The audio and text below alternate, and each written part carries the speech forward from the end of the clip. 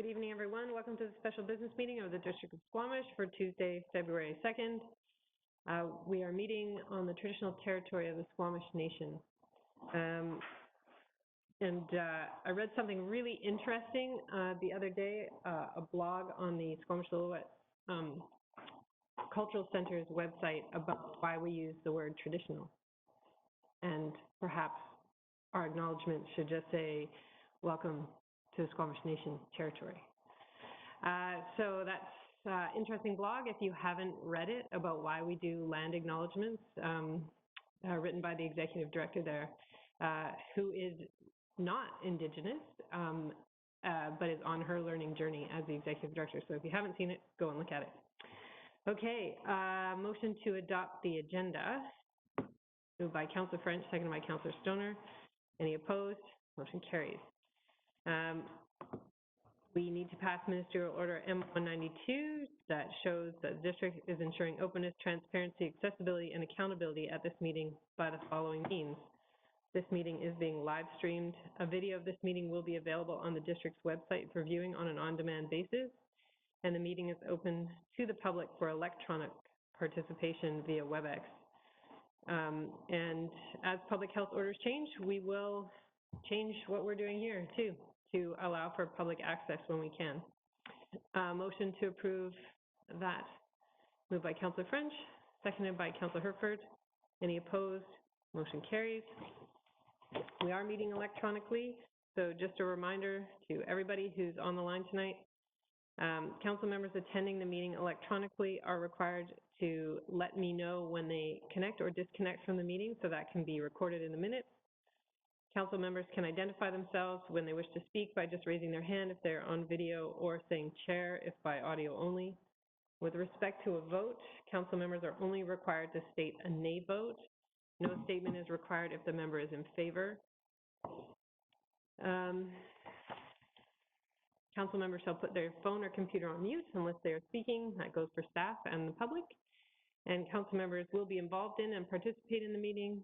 And if you're having technical difficulties, council, please text our corporate officer.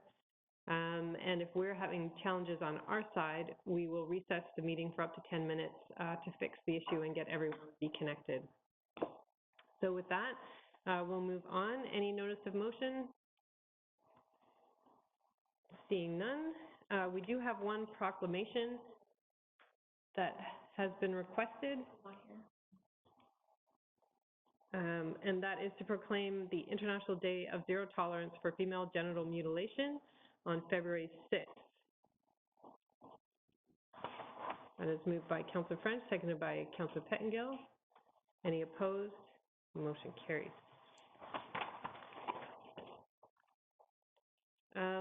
Any consideration of unscheduled public attendance? Nothing online. We have one timed item this evening, and this is development variance permit number 159 for 38107 4th Avenue. And I will turn it over to Mr. Daly for the presentation. Thank you, Mayor Elliott.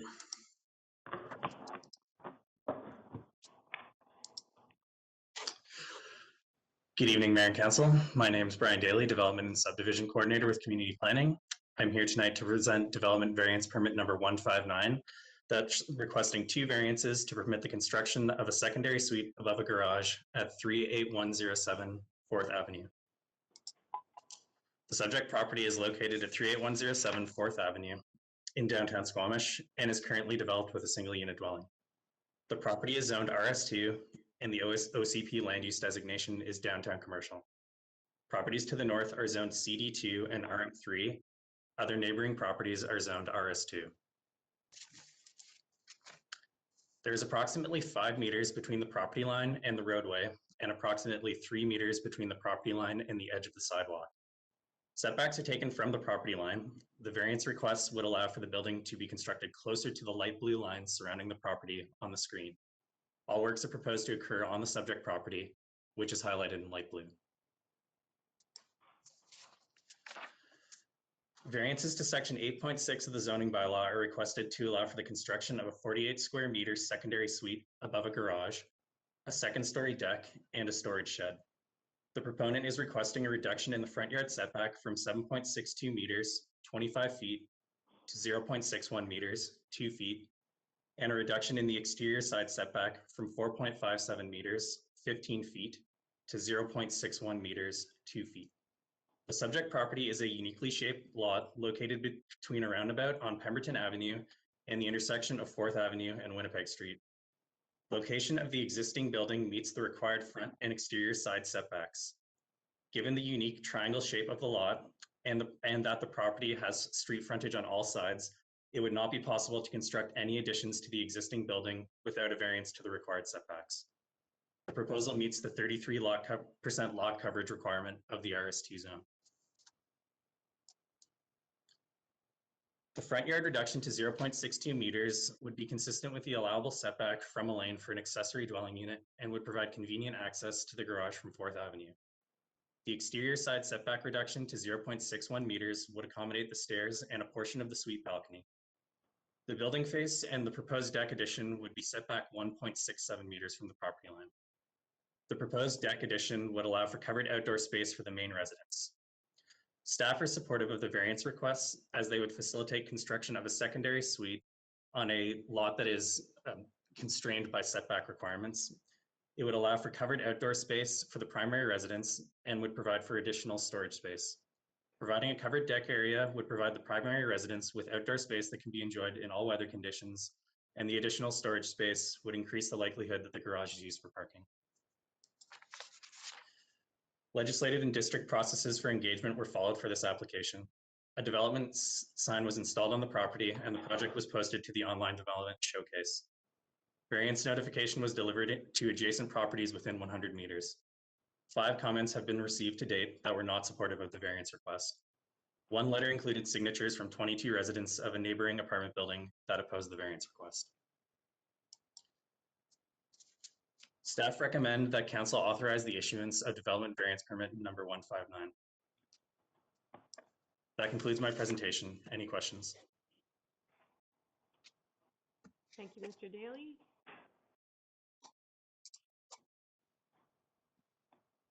I have a question from Councillor French. Thank you. I went by the property today and I noticed that there is a shipping container on that property. I'm wondering if the proponent has indicated if that would be removed as part of this project or would it remain? Through the mayor, the proponent has indicated that the shipping container would be removed. It is in the location of where the partially where the proposed addition would be located beneath that second story deck. So yes, it would be removed. It's currently being used as temporary storage. Okay, thank you. Councillor Stoner. Yeah, I'm just curious if there was any consideration of adding the addition to the rear of the lot. So I realize that there's roadways on all 3 sides. However, that corner of 4th and Pemberton is quite high traffic and high visibility. I'm just curious if there was any consideration of putting it on the other end of the triangle. Through the mayor, this was the proposal that was presented to staff and staff considered it reasonable given that it facilitated the addition of the second story deck off of there's an existing very small balcony there, which provided access to the main residence. And also it allowed for the driveway to be shared with the future secondary suite and garage, which would limit providing an additional driveway on another frontage, which is generally not supported by the engineering department or the subdivision and development control bylaw. Continue. Thank you. And then just one other question about the movement of the shed, which I understand is a smaller footprint than would actually require a building permit. But will the new shed be within the allowable setbacks? Yes, it would. Essentially anything other than the main building would require a variance to the required setbacks on that property. So the proposed new location of the shed also requires a variance? Correct. Other questions? Councillor Pangill? Not a question just yet, but I'm wondering if we can get that first picture back up that had the sort of lines, property lines and sidewalk and those things. and then I just want to look at that a little more and yield my time for now. Thank you. Are you referencing this slide or the site plan? No, this one, I think. Thank you. Okay, while Councillor Pettengill is contemplating that, are there any questions from other councillors? Councillor Anderson.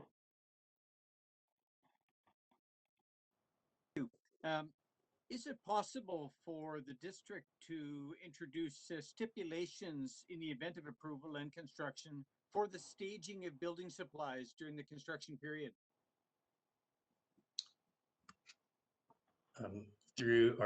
I might ask my director to field that question if he wouldn't mind. I do not know the answer to that question. Thank you. Hello. Hi, Mr. Valanciunas, go ahead. Perhaps I could ask Councillor Anderson to clarify what kind of conditions did you have in mind? Given the proximity to so many high traffic streets and pedestrian zones as well, the construction period may introduce some issues with respect to how the building supplies are staged, safety considerations. So my question is there any opportunity to introduce stipulations as to the conduct of staging building supplies in the proximity of this lot?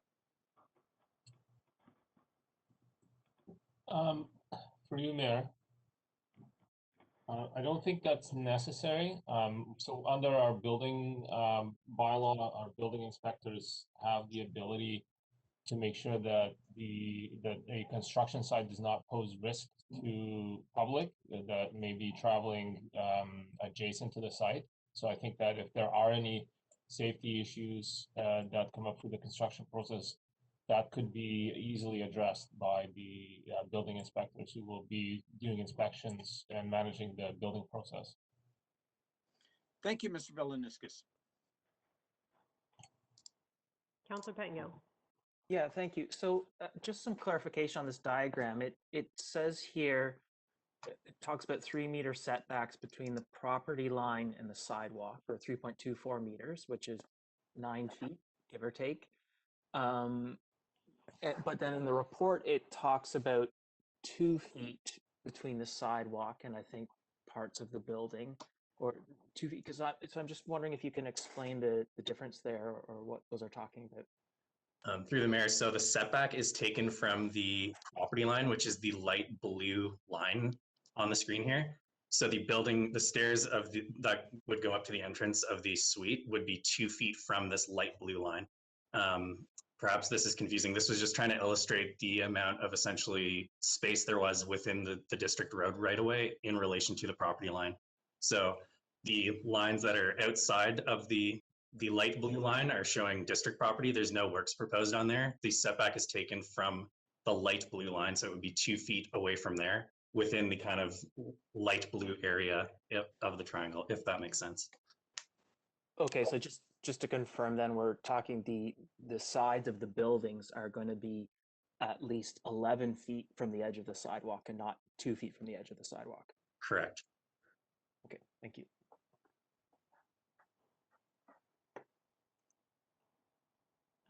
Any other questions? There is an opportunity for the public to speak, so I'm just going to check with council if you have any more clarifying questions before I go to the public.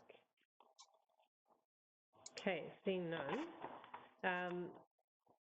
The proponent and members of the public do have the opportunity to be heard electronically via the telephone or from a computer with respect to the proposed variances to the District of Squamish zoning bylaw number 2200-2011, section 8.6.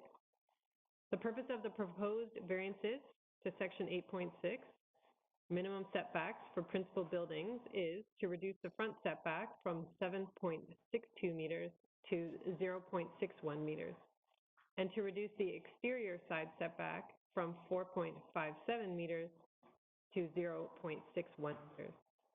Details to participate via telephone or the WebEx platform are displayed on the screen shortly. Our moderator's just running back.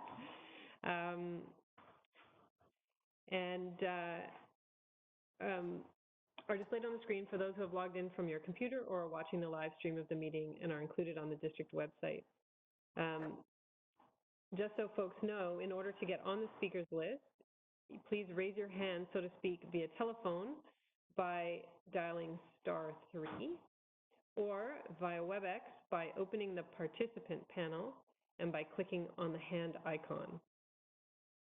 Once you've done speaking, you would hit *3 or hit the hand icon again to put your hand down. Please note that there will be a moderator who will communicate with speakers. When it is your turn to speak, you will receive a voice prompt via telephone or a dialog box on the WebEx platform. Please commence your remarks by clearly stating your name and address or neighborhood. Please note that speakers will be given a maximum of 5 minutes to address council. If you experience technical difficulties, please use the chat function to send the host a message or email your comments to hearing@squamish.ca. Emailed correspondence received during this hearing will be provided to council and will be uploaded to the agenda package online. So *3 if you're on the phone and you wish to speak, or go to the participant panel and click on the hand icon to raise your hand on the WebEx platform. We have one. So we have a speaker from WebEx. We have Kayla Martin on the line. So Kayla, I'm not going to bore you with the details. The mayor just went over it. So as soon as I unmute you, you will have 5 minutes to speak. Please state your name and address for the record. So Kayla, I'm not going to bore you with the details. The mayor. Hi, Kayla. Hi, my name is Kayla Martin. I live at 170 5th Street East in North Vancouver. I am the designer for this project, and tonight I'm speaking on behalf of the homeowners, James and Ellen. Hi. My name is Kayla Martin. They have informed me that there have been 4 letters of support submitted to the planning department. Kayla, so that is in support of. Kayla, yes. If you could just turn off your live feed, because we're hearing an echo, that would be great. Sure. Yeah. Sorry. I'm not sure how to do that. Sorry. Yeah, if you're streaming this meeting, if you could turn off the live stream because it lags. Okay, the live stream. I'm sorry, I'm not sure how to turn off the live stream. You could turn off the live stream because it lags. Do you have 2 devices going right now with the meeting on it? I do not know. Live stream. I'm sorry, I'm not sure how to turn off the live stream. So how did you get into WebEx? Did you call or are you on your computer? I am on a computer, yes. And do you have a headset going? I do not know. Okay, so that's probably what it is. We're hearing ourselves through the Okay, you know what? I will just essentially turn the volume off on my computer, and that should address that, hopefully. Okay, so that's probably what it is. We're hearing us through the Okay, is that an improvement? Yeah, that's much better. Thank you very much. Go ahead.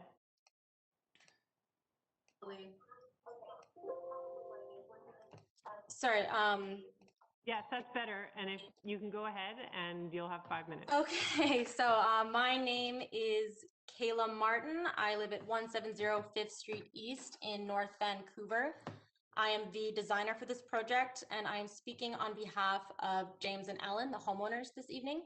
I just wanted to bring up the fact that the homeowners have received 4 letters of support for this project that I believe they've submitted to the planning department. I also wanted to address quickly, there were concerns in some of the comments that were submitted surrounding the traffic, views of traffic, and we have adhered to the 20-foot setback near the roundabout, allowing unobstructed traffic views throughout that area. I believe otherwise Brian did a great job addressing everything else, and I will leave it at that. The roundabout. Thank you so much, Kayla. Thank you. Thank you. Any other speakers? So far, we have no other speakers. Please remember, if you would like to speak, just use the raise your hand in the participant panel. And we can let you speak if you are interested.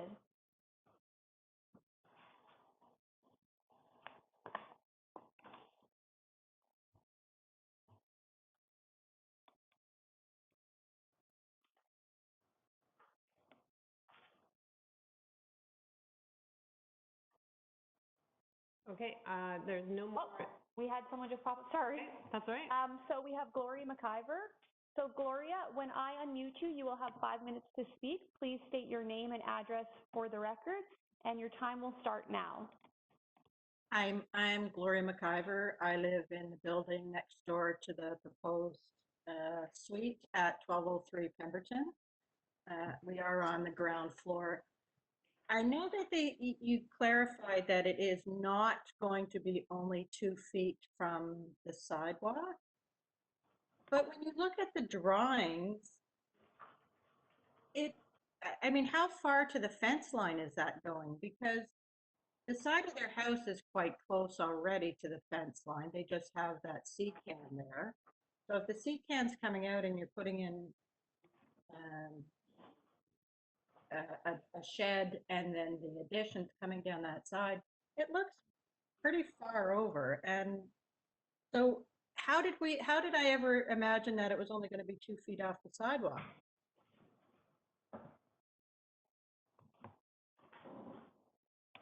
Continue with your submission, Gloria. The staff don't respond to questions while people are speaking. Okay, so I just would like to make sure that I have clarification that it is not going to be 2 feet off the sidewalk. That's pretty much my concern. I mean, besides the fact, we also would like to know, is it going to be an Airbnb or is it going to be long-term rentals?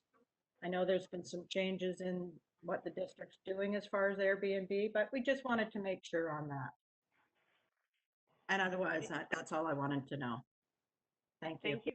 Thank you very much. And maybe what I'll do, Mr. Daly, is just for the public's benefit, is go back to the slide that shows the setbacks, and maybe you can just explain again. And maybe while he's doing that, Mr. Valniscus, you could speak to the short-term rental changes that we've made recently and why this won't be one of them. Sounds good. So in terms of, should I go ahead now? Yes, please. Okay, thank you. Through you, Mayor. In terms of short-term rentals, the secondary suite or accessory dwelling unit would not qualify for a business license, so they would not be able to operate a short-term rental, and I don't think this would qualify under the our temporary use permit policy that has recently been approved by council. Simply because it's too far away in terms of timing of delivery. The project hasn't even started, so it wouldn't be possible in either case to make this a short-term rental, which means that this will have to be used for long-term rental. Thank you for that clarification. And then, Mr. Daly, for everyone's benefit, if you could just go through again where the property line is for the property and where the setbacks are and how this will get built out if approved. Yeah, sure. So I'm not sure, is my cursor visible to everyone? Yes, it is. Okay, so this light blue line here is the property line. And essentially, the building will be set back 2 feet from this line. So in this paved area here is roughly where the approximate location of the secondary suite. So this diagram is illustrating the district road right of way. Nothing is going in there. It is going to go in this area. And if I pull up the site plan, this dashed line along here was the light blue line that you were seeing on the previous slide. Thank you. Normally, we don't respond directly to questions from the public during a hearing, but in support of good neighborly relations, I just wanted to make sure that it was really clear to everyone that has spoken this evening that that it's not 2 feet from the sidewalk, it's 2 feet from the property line. Are there any other comments from the public? I believe we have a call-in user. I'm just going to double check with. There's someone who's having a problem. So I'm just going to double check to make sure it's them. So Lena, I'm going to unmute your phone. If you can, yeah, if this is you, if you could clarify. So I'm going to unmute the phone. And again, you'll have 5 minutes to speak. If you could state your name and address for the record, and your time should start now. Hi, Lena, can you hear us? My name is Ian. Oh, hi, Ian. Did you want to speak to this? I sure would, if you'd like me to. Sure, yeah, if you're interested, so state your name and address for the record, and your time will start now. Great. My name is Ian Brown. I own the property across the street at 38108 4th Avenue. So my front door looks straight towards James and Ellen's front door. And I apologize for being on the phone. I spent 45 minutes trying to get my technology right and failed. So I apologize for that. And I missed most of your discussion, but I'll just share with you my thoughts. I see this as a particularly unusual lot, very challenging restrictions for, for the owners to get good use out of the property. The normal setbacks seem to be, very restrictive for them. So I'm quite in support of their variance. Just a word or two about James and Ellen. They've owned their property exactly as long as we've owned ours here, about 6.5 years. And through that time, they've worked extremely hard to improve their property to the benefit of the whole community. I've really appreciated everything they've done, in support of the community and to contribute very positively to all of those around them. Everything I've seen is, everything else going on in the community sort of is all about increasing density and decreasing the natural habitat of the community. But I see what James and Ellen are doing is to increase the natural habitat. And I really appreciate that. And I think that the community will continue to appreciate that. We're becoming a bit of a concrete jungle, and their property is, I think, really serving as an oasis in the middle of, a bit of a desert that we're creating. So I support all that they are doing to do with the natural habitat and the pollinator corridor work that they're doing. I just see it as everything going on that property is a benefit to the community. So I appreciate it. The walking paths and the bench are examples of that. And I've spoken to them, and I would be prepared to help to contribute sort of signs, garden labels to explain what all the different sort of plants are and how they contribute to the community and that sort of thing. I think it'll serve the whole community really well in an educational way and in a sustainable way. So I love what they've done so far. I've loved the style that they've done it in. They are super good communicators to all the neighbors. If I need any information, they talk to everybody. So I just see their work through all the time that I've known them to be super positive, and I trust that this improvement to the property will, be supportive of them and therefore continue to be supportive to the community. Thank you, Ian, and thanks. Oh, continue. No, Sorry, I thought you were done. I'm done. I appreciate your persistence in persevering to get connected. So thank you very much for that. I believe we have one more call-in user. So call-in user, if you could state your name and address for the record, and as soon as I unmute you, you will have 5 minutes. And if you don't want to speak, I'm so sorry if I unmuted you. So I'm just going to preemptively apologize. Hi, can you hear us? I can. Hi, if you could state your name and address for the record, and you have 5 minutes starting now. Perfect. My name's Lena. I live across the building in Eagle Grove in 204. I am one of the corner units there that look down on the property in question, not across from the property in question. So we have a different perspective of everything. Yeah, no, we have noticed that there's not been a lot of things happening really well on that property that could make it look even better. We looked down on a container. I have spent time walking past the property and talked to the owner, and he's had opportune times to let me know that there was probably something, of this magnitude going to happen on the property, and he never did. So I feel that it hasn't been quite represented from the beginning.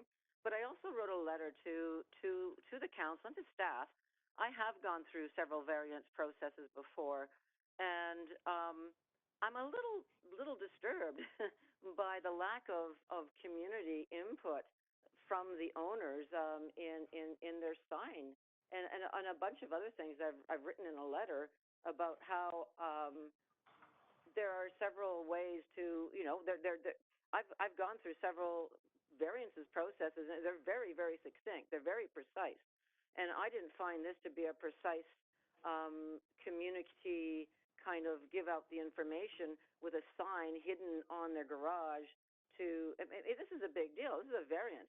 They're trying to build something literally within, and it is 0.61 meters from the property line. So we're talking a very, very close proximity and a very large structure, not just a building over a garage, but we're talking about an auxiliary residential property with a garage and a structure over top. So everyone in the building across the street, Eagle Grove, and you have all our 23 signatures along with some other people's as well. No, we don't approve the process. It's a very small property, and this is going to put another eyesore right in front of our view. The building itself could use a really good coat of paint, and maybe they could have appeased us a bit more and shown us a little bit more community spirit by giving us a better view from our Eagle View property, so that we could maybe look at this and say, hey, listen, they followed the rules, they followed everything, they're not bad folks. But we don't feel that. It feels like there's been a little bit of misrepresentation along the way, especially with the sign hidden in the back behind in the garage, where it should be actually on posts in front of their building. And there's a lot of opposition to that. Thank you, Lena. So far, it looks like we have no other speakers. So I'm just going to go back to council, see if there's any further questions. Councilor Herford. Thank you. With the drawings, thank you for the clarification earlier on the setback from the sidewalk. The drawings sort of that doesn't necessarily didn't jump right out at me, so I thought we were dealing with something a little closer to the sidewalk. But given that we're giving up some setback from the district road right away, are there any negatives for future uses of that? Will we be hindering the future uses of that road allowance in any way with this proposal? Through the mayor, the application was referred to the engineering department, and they did not have an issue with the proposal. Thank you. Thank you, Councilor Pengil. Oh, sorry, Councilor Herford, continue. There was just, thank you, just the one point that the last caller brought up around notice and sign posting. I live on Fifth Avenue and walk past there fairly often, and the sign was posted on the garage. Would staff say that's where it was posted and how it was posted was consistent with policy? Through the mayor, yes, it's consistent with the policy. It has to be posted in a visible location. Staff thought that it was quite visible from that location on the garage. They're also limited in where they could put the sign with posts. Obviously, that one corner of the lot is fully paved, so putting something there would be sort of challenging, especially given how windy it is. And then the other corner has a garden, and there is also that 20-foot by 20-foot site triangle setback. So staff thought it was a reasonable location to put the sign, and there it is consistent with the policy. Okay, thank you. Thank you, Councilor Pettingill. Thank you, Councilor Harford. Got my one question. I guess just in terms of, was engineering sign off just in terms of existing projects we have in the plan, or did they sort of look at it, if we decide we want to put a separated bike lane down Fourth in the future, there's still plenty of room to do that? Through the mayor, the site plan was referred to the engineering department for comment, and they did not see an issue regarding sight lines or that the building would be set back from the property line. So they were not concerned about that, or they did not articulate any concerns when the project was referred to them. Mr. Vilniskis? Thank you, Mayor. I just want to add that it's the Third Avenue that's being designated as kind of our active transportation corridor. So this is one street away from that. I don't believe that's going to be an issue.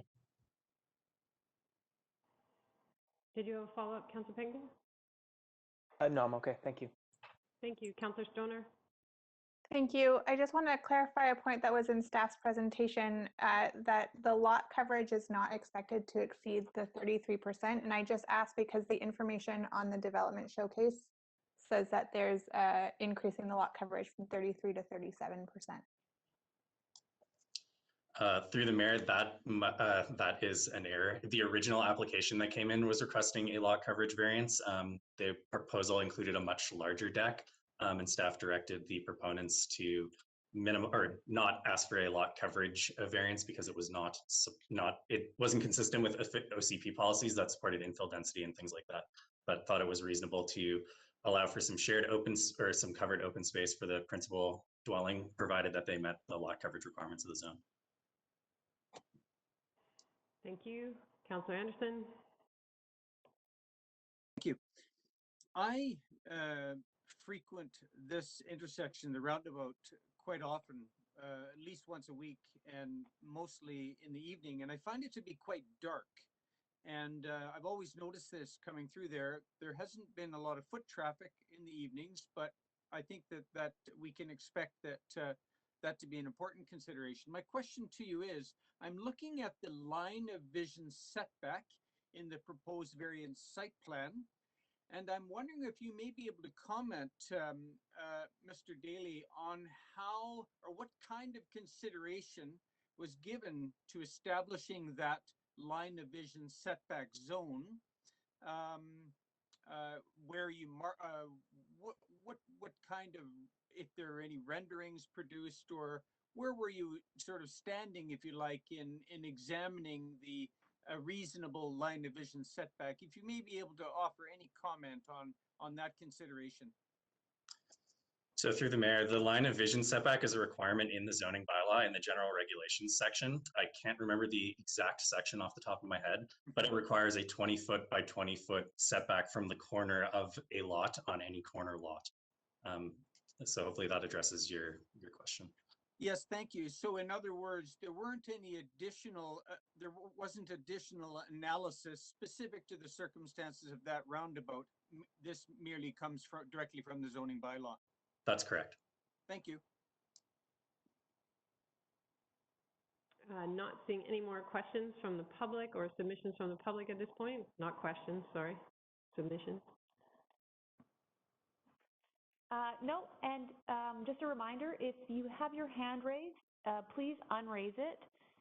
It just makes it a little bit more confusing for the moderator. Okay.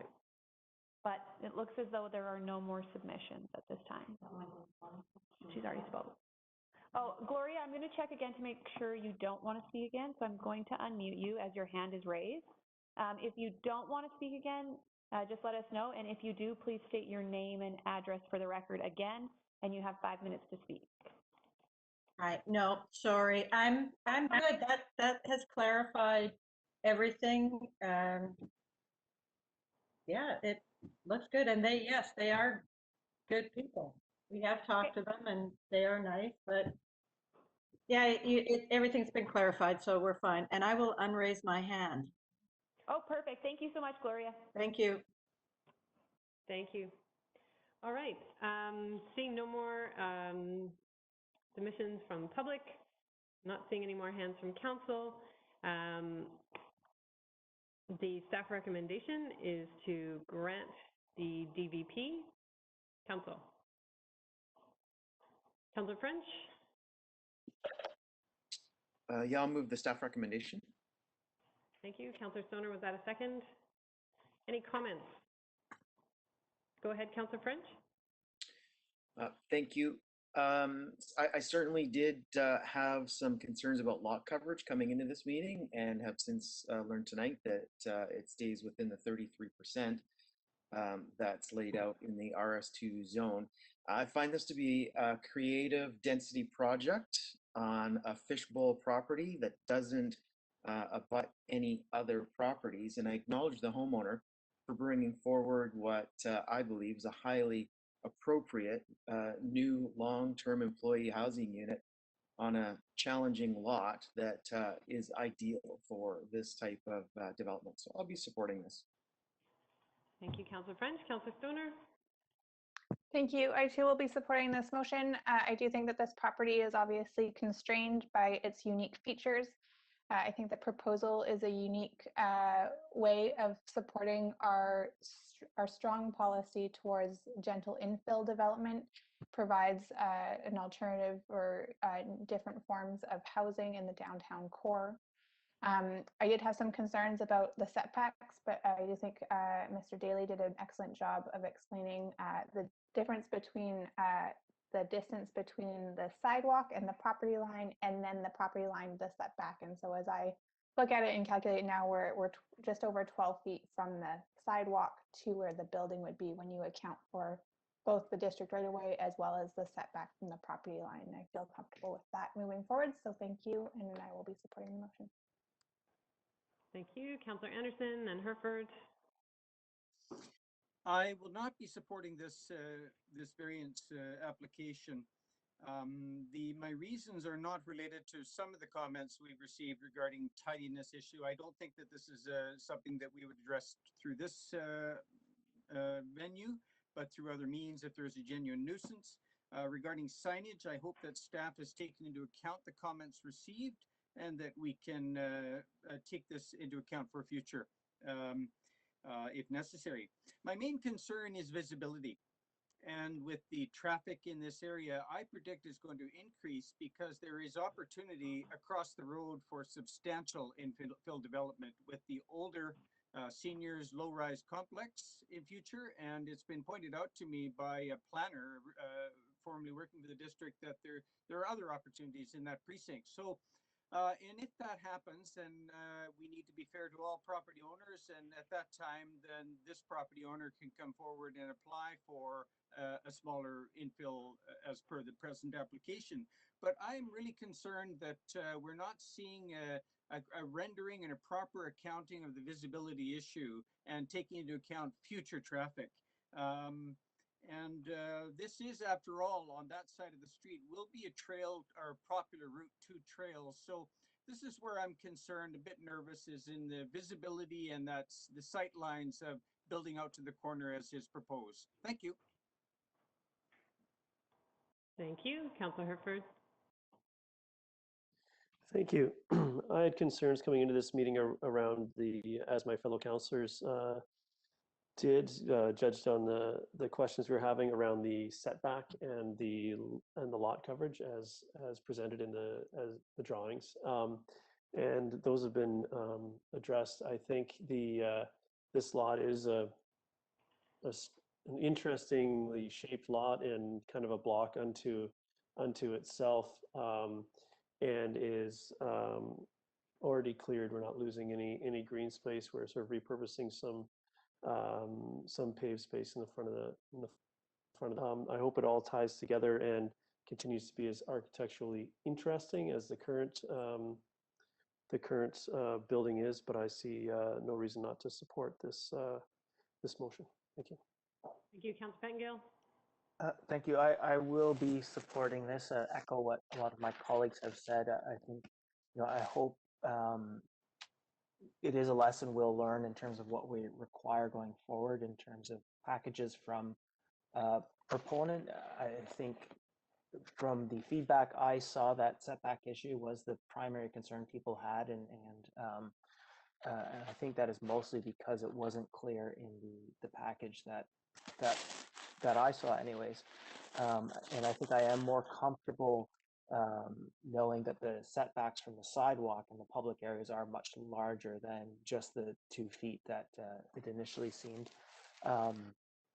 And, you know, I think gentle infill is important, and it seems like we are still being compliant with our existing line of vision policy. So with that, I think this is supportable. Thank you. I will call the question. Any opposed? Councillor Anderson opposes. Motion carries. Thank you, Mr. Daly. We are on to item 9A1, Delegated Power Reporting Policy. And I found it. Ms. Arthurs is going to speak to this.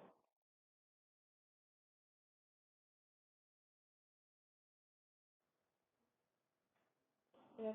Good evening, Council.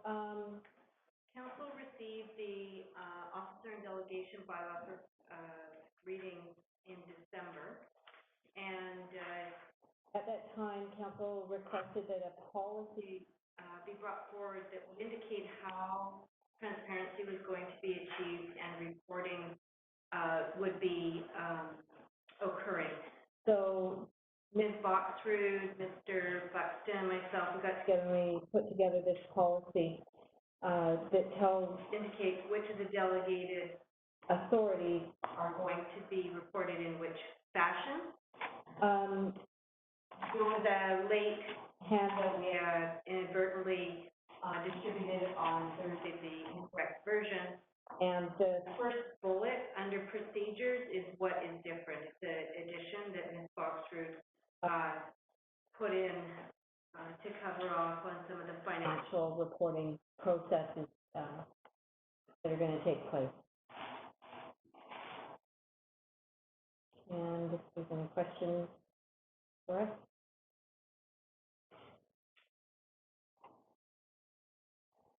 I have Councillor Anderson and Councillor Pettengill.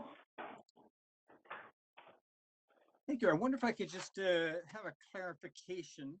The last bullet item in the proposed policy refers to a biannual Community Planning Department project update to the Committee of the Whole.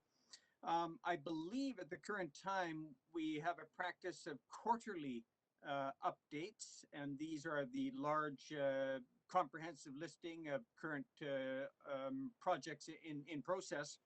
So the proposal then is not to review the development permits and temporary use permits each quarter, not that is in every discussion of the Community Planning Department project update, but simply biannually. And I just wanted to note that there is the difference between a quarterly update and a biannual reporting of this when we're discussing the same information, that is the Community Planning Department project updates. You're correct. So we're only going to bring forward the report on the delegated DPs and TUPs twice a year, and we will tag it along with one of the quarterly updates from planning, the planning department. Thank you. Councillor Pettengill. Yeah, thank you. And I just want to be clear, as a general principle, the more we can delegate in terms of this sort of thing, the better. I'm very much in favor of that. But I'm still a bit concerned around the development variance permits and TUPs. And so what I'm wondering there is, like with those particular things, it's a case where we're being asked to consider something that is contrary to at least some of our policy. And so we can't normally just use our policy as a guideline when things are delegated to decide should it go or no go. And we've got a reporting mechanism now proposed to look at these after the fact. But what is the policy, or what's guiding our decisions when we're sort of, you know, balancing the various contradictory things? Like, because these you know, TUP is asking to do something that doesn't fit our existing policy. So like what guides those delegated decisions in DVPs and TUPs? Mr. Buxton? I can respond on the DVPs, the same as present. Those are not delegated. So those will still be reviewed by council. Those cannot be delegated, so they will not. And in terms of the TUPs, it's tough to develop policy because there's an incredible potential variety of issues that could arise. It really will come down to a discretionary call, looking at what we've got in the, perhaps we've got in the official community plan, whether or not there's any potential guidance from the zoning bylaw, but to try and develop a policy to guide the review of, it's akin to a temporary short-term rezoning application. To try and develop policy to anticipate what those might be is pretty much asking the impossible. We will have to use the policy that we've got and the discretion. These are also limited by size, if I'm not mistaken. They are less than, I want to say, 3,000 square feet, 300 meters. They're not significant applications. Yes, no more than 3 years. Mr. Villanueva, you're on my screen. Did Mr. Buxton cover that, or did you want to add anything? Just really quickly, I just wanted to know that we would be following policies that we have in place with temporary use permits. So, you know, we would, it's just that a proposal might not meet the zoning bylaw, but as we find often, you know, zoning is sometimes out of step with OCP policies. And so if a proposal comes in and it's contrary to OCP policy, we wouldn't have the rationale to approve a temporary use permit.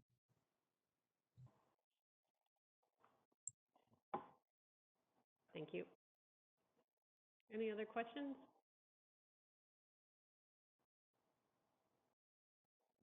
Not seeing any. So the recommendations of staff is that the delegated power reporting policy presented to council February 2nd, 2021 be approved. Is there a mover? That's moved by Councillor Herford. I'll second that. Any comments? Councillor Anderson and then Councillor Pettengill. Yes, I'd just like to note that in the policy, the reporting will refer to project, procurement method, budget, bid prior year, project status, and capital project status. But what it will not refer to is whether the successful firm is local. That is, presumably they will have a local business license as per our recently adopted procurement policy. But it's been pointed out by local companies that there's a difference between having a business license and the municipality where you pay taxes as to how you define local. So I'll just note that the home base, if you like, of the successful bidder is not going to be reported on. That's fine. I do hope, however, that there will be a level playing field offered by the procurement policies of our neighboring municipalities. This is an issue that does come up vis-a-vis Resort Municipality of Whistler. So just note that the home base or tax-paying base of the bidding firms are not to be reported on. Councillor Pettengill. Yeah, thank you. Going into this, I wasn't sure I was going to be able to support it. I swear I read that it was DVPs and TUPs that were contained in this, and so that was making me uncomfortable. But I think that only leaves me with a little bit of apprehension around TUPs because I think the size there has increased, but I am willing to, you know, given the extra reporting now, to try this out and see how it goes. I think in terms of procurement and the DPs and our DPA guidelines and so on, we do have good guiding policy for all those other things that give me comfort on those other elements. So I will be supporting this.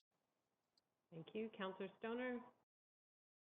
Thank you, through the chair. I will be supporting this. I think this is a very important piece of policy to go hand in hand with our later this evening's consideration of adoption of the officer and delegation bylaw and the land development procedures bylaw. I wouldn't be able to support adoption of those two pieces that are later on our agenda without having seen this. So I'd like to thank staff for bringing it forward.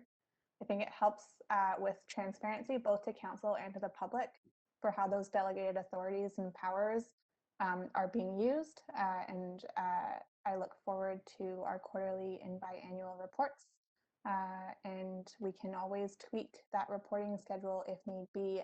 If there's more information that we need, then we can work on that in an iterative process. But I think that this is a good start, and I think it helps us become more efficient as an organization with the key measures in place that we need for transparency and accountability.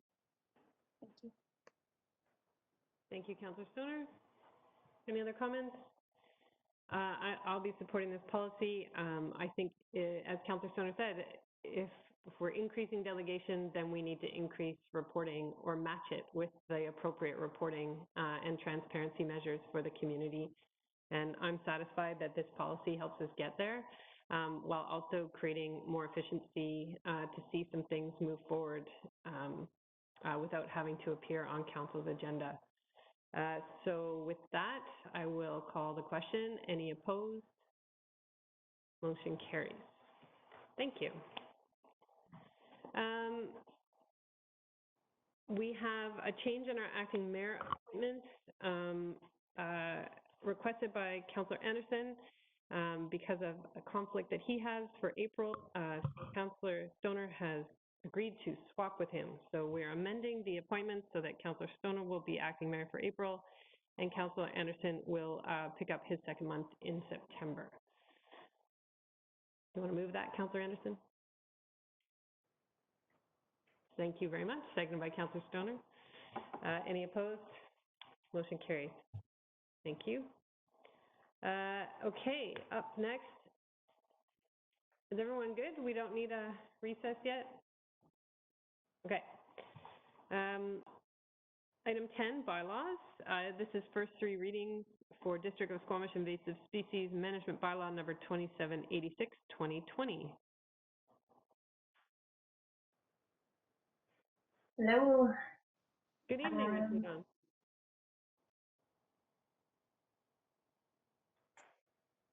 Can I go ahead? Go ahead. Awesome. I'll just share my screen.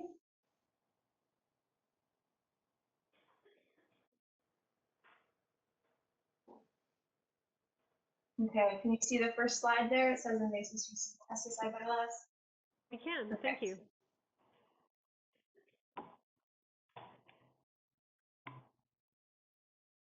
Okay. So, hello, Mayor and Council. My name is Carleen. I'm an environmental coordinator with the Department of Engineering here at the District of Squamish. Today, staff will be bringing forth the invasive species management bylaw and the pesticide and herbicide use bylaw for 3 readings. Through this presentation, I'll provide a summary of public engagement and resultant bylaw revisions, and I'll also discuss some options for landowner assistance programs. But first, a little bit of background. So in March 2017, staff were directed to develop a bylaw regulating invasive species. And then in June 2020, staff were directed to develop a bylaw governing pesticides and herbicides. Staff have reviewed invasive species and pesticide bylaws across 30 municipalities and drafted 2 bylaws, both of which contain prohibitions and clauses that are commonly used and or are highly recommended by local governments and local government toolkits. The draft bylaws were presented to Committee of the Whole in November, so just a couple months ago. And at this meeting, staff gave, or council gave direction to staff to proceed with public engagement, and that engagement is now complete. As a recap, the invasive species management bylaw prohibits sowing, accumulation, and spread of invasive species, as well as the sale of invasive plants and animals, and treatment and disposal of invasive species that do not conform to best management practices as described in the bylaw. And under the proposed bylaw, the district may deliver a notice informing property owners and occupiers of the presence of an invasive species and recommend steps to treat those species, as well as a reasonable time limit in which they are to comply. So the notice is meant to be educational with an intent of soliciting voluntary compliance. However, should the owner or occupier not comply, the district may issue a fine of up to $50,000 or may affect compliance by performing the works, invoicing the owner or occupier of the costs incurred, and if that remains unpaid, attaching that invoice to the property taxes at the end of the year. As for a recap on the pesticide bylaw, the district only has the authority to prohibit the application of pesticides to maintain outdoor trees, shrubs, flowers, other ornamental plants, and turf, or municipal or on municipal land and private lands used for residential purposes. So the wording of this prohibition not only tells us what is prohibited, but it also tells us a lot about what is not prohibited or what is outside of our jurisdiction. So, for example, the bylaw applies only to application of pesticides as opposed to their sale or transport. Also, the uses not listed, such as use in pools or for water purification or on hard surfaces, are not prohibited and outside of our jurisdiction. So notably, the bylaw also includes some exemptions. The bylaw does not apply to any pesticides that are listed as an allowed pesticide, or the application of pesticides to manage pests that transmit human disease or impact agriculture or forestry, the application of pesticides on residential areas of farms or to buildings or inside buildings, and the application on land used for agriculture, forestry, transportation, public utilities, or pipelines. So as for education and enforcement, the district will recommend that pesticide vendors post an informational notice at their sales display. The district will also provide education and information on their website, on our website. And as a last resort, the bylaw enables the district to issue a fine up to $50,000 for non-compliance. Through the following slides, I'll provide an overview on engagement activities, the public feedback, and some minor bylaw revisions that have occurred. So a joint engagement plan was implemented between November 2020 and January of this year. The engagement spanned multiple IAP2 spectrum levels. Staff continued to collaborate with the Sea to Sky Invasive Species Council through ongoing communication and bylaw review meeting. Professionals, including 48 local companies, were invited to engage at the involved level. They were emailed the draft bylaw and a short survey and were invited to attend an online workshop. And landowners and the general public were invited to engage at an inform and consult level. So the draft bylaws and associated information was posted on the district's webpage, along with an opportunity to complete a short survey. And social media and other online tools were used to invite the general public to a virtual open house. So a total of 20 people attended the engagement events, 75% of which were professionals, and 10 people completed the short survey, 75% of which were the general public. We received a great amount of positive feedback, especially as it related to how the bylaws better protect our natural environment. So some takeaways are as follows. For the invasive species bylaw, the district will consider site-specific challenges, focus on education, and solicit voluntary compliance before implementing enforcement options. When it comes to invasive animals, the focus is to be on early detection and rapid response to new invaders in order to maximize effectiveness. And some takeaways from the pesticide bylaw. So one key item that popped up is that community members hold varied opinions regarding pesticides. So some community members would like to see all pesticides and all uses banned, while others would like to see continued cosmetic pesticide use to maintain their cosmetic lawns and gardens. So banning all pesticides and uses is outside of our jurisdiction. Also, staff understand that some pesticide uses are essential and that not all uses are harmful to the environment and health.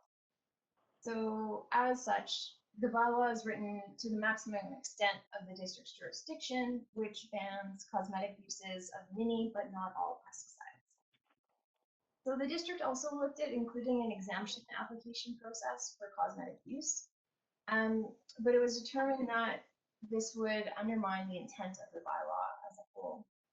So instead, the focus will be on education, and staff will develop web-based resources to direct pesticide users to a list of allowed pesticides, training courses, and best management practices. Public feedback and internal referrals resulted in some minor bylaw revisions. So this one here is for both bylaws. The maximum fine under the Offense Act was increased from 10 to 50,000, and a minimum fine was included. This revision reflects recent changes in the community charter and is better aligned with the costs associated with this form of enforcement. It also supports the high level of importance that our community places on protecting the natural environment, as was highlighted through our engagement activities.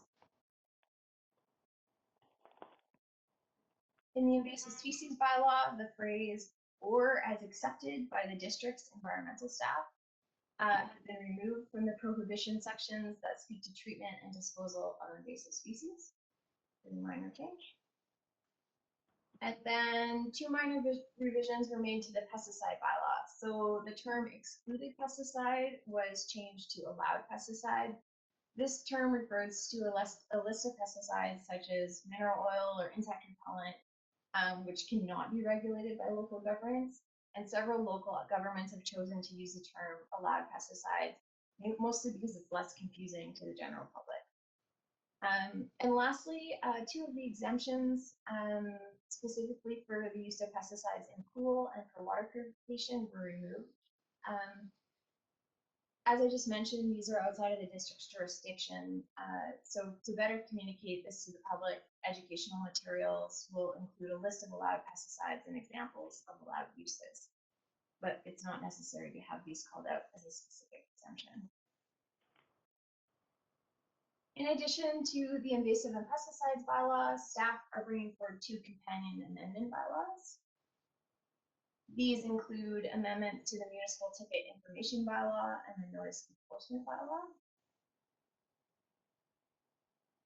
Also notable, when the invasive and pesticides bylaw were presented to committee of the whole in November, council expressed interest in making it easy for landowners to manage invasive species. In response, staff reviewed landowner assistance programs across 12 municipalities. A variety of options were included in the report to council. Of these, the 50-50 cost share program, free initial site inspections, and free native grass seeds were noted as the best options. Notably, the vast majority of these programs are funded by municipal tax dollars, and staff recommend implementing a landowner assistance program, but such a program would require additional ongoing budget and increased staff capacity. So implementing a program like this is beyond the scope of these bylaws, but it can be explored further should council direct staff to do so. This brings us to the end of our presentation. Staff recommends at this point that the District of Squamish give 3 readings to the invasive species management bylaw and the pesticide and herbicide use bylaw and the municipal ticket information amendment bylaw, as well as the notice enforcement amendment bylaw, and that the district conduct a feasibility study of landowner assistance programs and include the associated budget requests for the 2022 budget year and each year thereafter in the 2022 to 2026 5-year financial plan.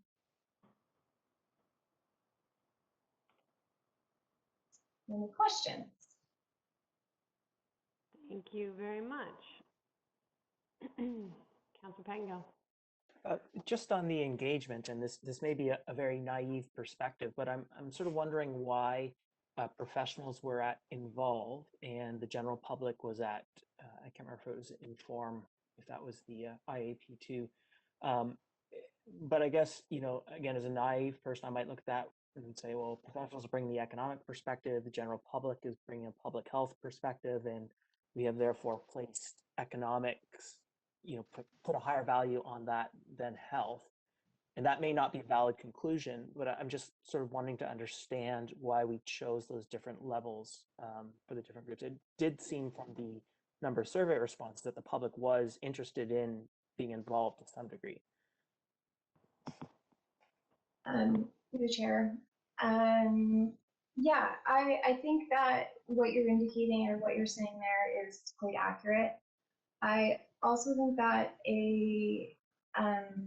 invasive species and pesticides are something that the professionals who work with them on an ongoing basis, be it landscapers or pest eradication companies, etc., they know a lot about. It's something that has a really high level of expertise and plant identification associated with it to really understand the true scope and magnitude of the impacts of these species and products. So we were really wanting to pull out of the community and those businesses, how are these substances being used, and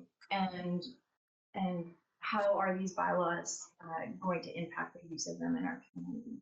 And I think we did get a lot of good kind of feedback from professionals as well as the general public. We also, from both groups, we got a lot of questions just about general questions about the bylaw, what it means, what it covers, sort of thing. So, yeah.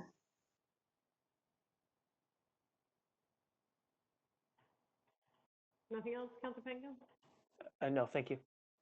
Councillor Stoner? Thank you, through the chair.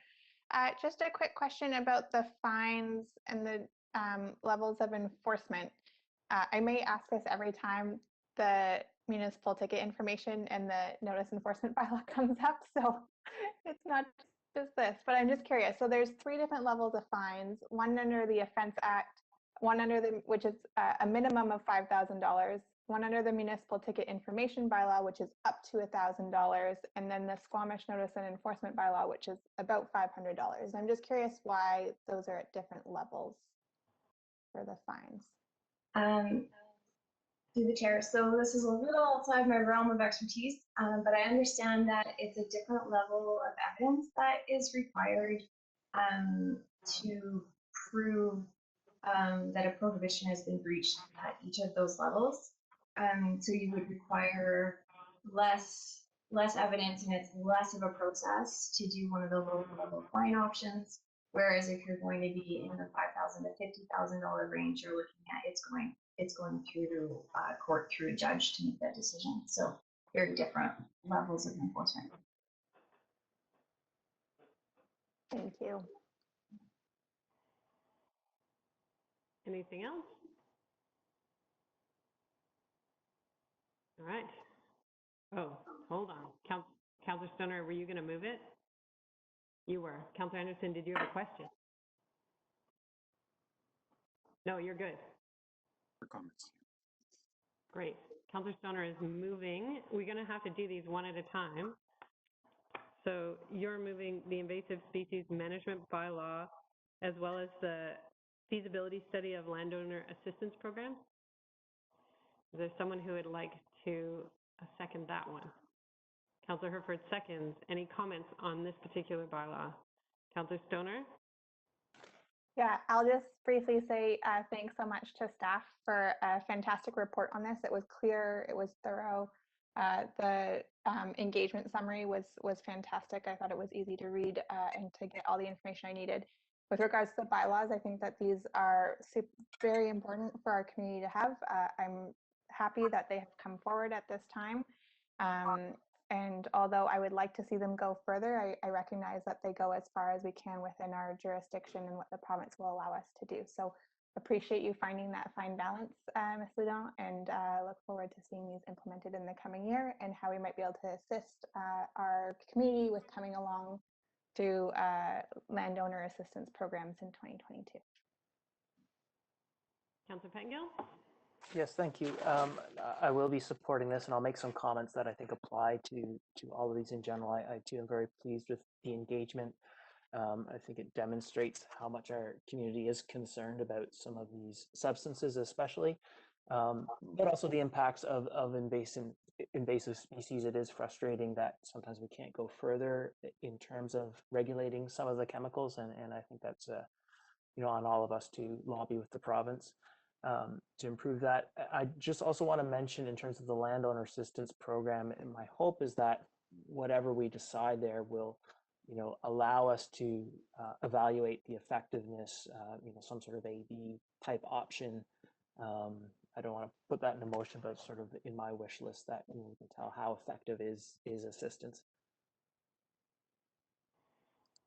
Any further comments on this bylaw?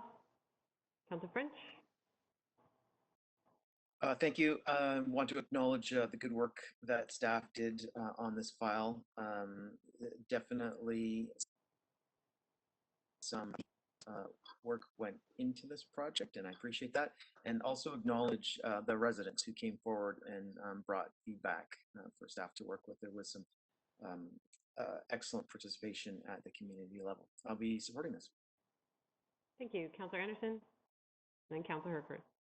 Thank you. I just wish to note that under the exemptions in the bylaw, there is no distinction with respect to private managed forests and crown land forestry are dealt with in the same manner. And why I raise this is because use of herbicides on private managed forest lands, private lands within the District of Squamish, has been a topic of interest about 2 decades ago, quite a fervent topic of interest. But I think that the current route is the appropriate one, and I trust that the private managed forest land managers have had some input and exposure to the proposed bylaw and are satisfied with it. Finally, I'll just cite from our Squamish Community Forest Management Plan, which states as follows: consistent with direction from Squamish Nation, Community Forest intends to avoid all use of pesticides and herbicides unless no other practical alternative is available for specific situations. Otherwise, I'm quite happy with the bylaw package. Thank you. Thank you. Councillor Herford. Thank you. Thank you to staff for taking us through this. It's a complex mix of jurisdictional issues, and I think that really highlights the need for the homeowner assistance. If someone has an issue and they'd like to deal with it correctly, really being able to take them through that, having the option to be sort of taken through that process, I think would be really helpful. But look forward to seeing how that work goes, and thank you for the work on this. Happy to support. Thank you. I'll be supporting this bylaw. It's difficult to know that that we can't go further, I think, as my colleagues have said, but we are going to the maximum extent of our jurisdiction, and it helps us then educate the public about where our line ends and where the province begins, and where citizens need to start exerting their pressure towards the provincial government. And certainly we can help with that advocacy as well.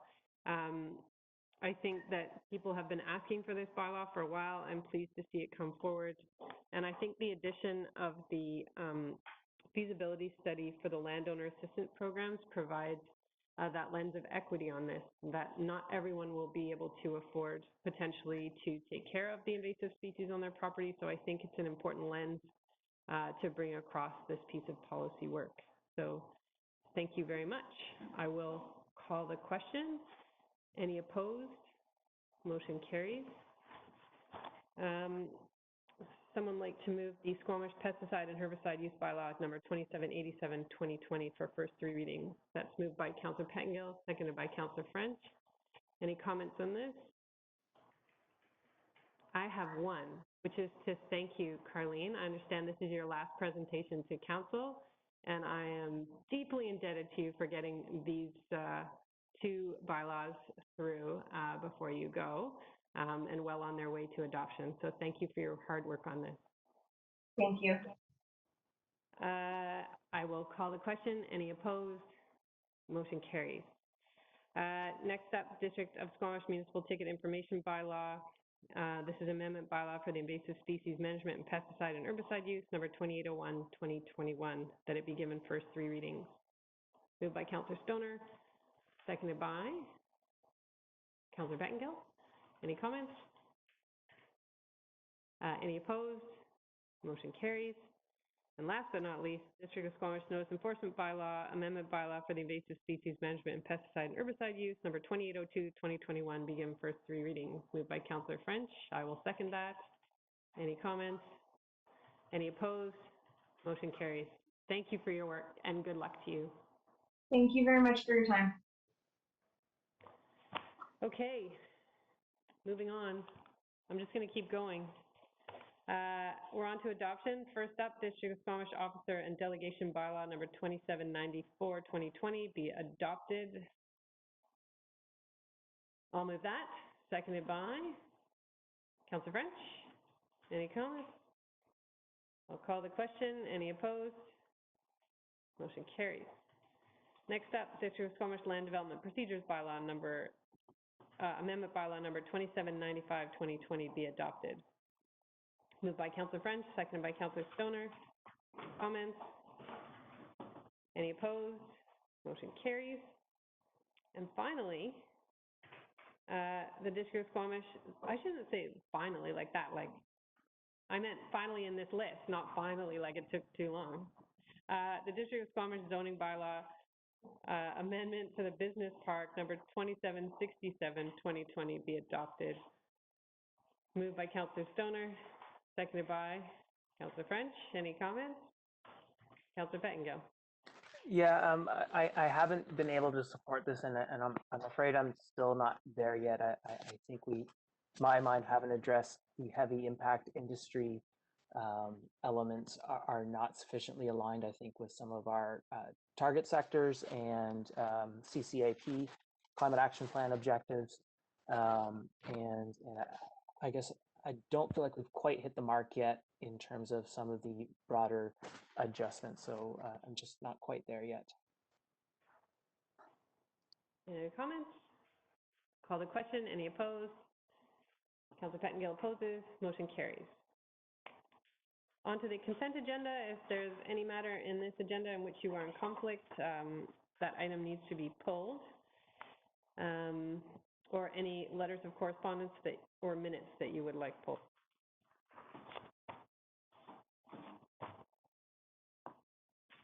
Seeing none.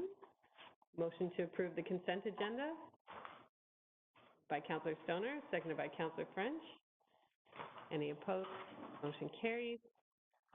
On item 13, correspondence action requested, we have a letter from E. Cosgrave regarding inquiring about Airbnbs, that this be referred to the community planning for a response.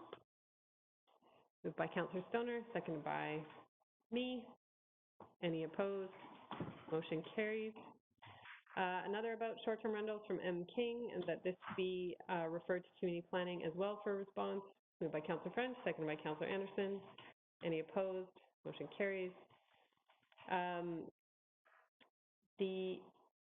This is for action, and there is a sample of the letter in the agenda package. And this is in respect to some of the letters we've received from our colleagues throughout the province about intervening on BC Hydro rate changes for street lighting, for LED lights. And so that the mayor send a letter to UBCM on behalf of the district regarding BC Hydro 2020 street lighting rate application. Moved by Councillor Stoner, seconded by Councillor Pettengill. I'll look forward to sending this letter. Because the cost to us, if those rate changes go through, is $25,000 per year after changing to LEDs. So that's something that municipalities are having a hard time bearing for doing the right thing. So I'll call the question. Any opposed? Motion carries. Approval of minutes. There's recommendations from the Committee of Whole for January 26th that the district enter into a formal partnership with the Federation of Canadian Municipalities to support the implementation of the Jordan Municipal Sport Project. And that we give authorization to sign the MOU. Moved by Councillor Stoner, seconded by Councillor French. Any comments? Any opposed? Motion carries. A grant funding application for the Investing Canada Infrastructure Program related to the corridor trail lighting. Moved by Councillor Pettengill, seconded by Councillor Stoner. Any comments? Any opposed? Motion carried. Any business arising from the minutes? Seeing none, any council or staff, oh no, sorry, nothing for in-camera items to announce. No unscheduled public attendance. Anyone there for the open question period? No, there is not. Council or staff announcements? Anybody? Quiet times during COVID. So, thanks, everyone. We did our closed meeting this afternoon, and so a motion to terminate. Moved by Councillor Stoner, seconded by Councillor Herford. Any opposed? Motion carries. Thank you all very much. Thank you to the staff who joined us this evening, and thank you to the public who participated. Good night. Good night. Good night. Thanks, Thank you. everybody. Good night.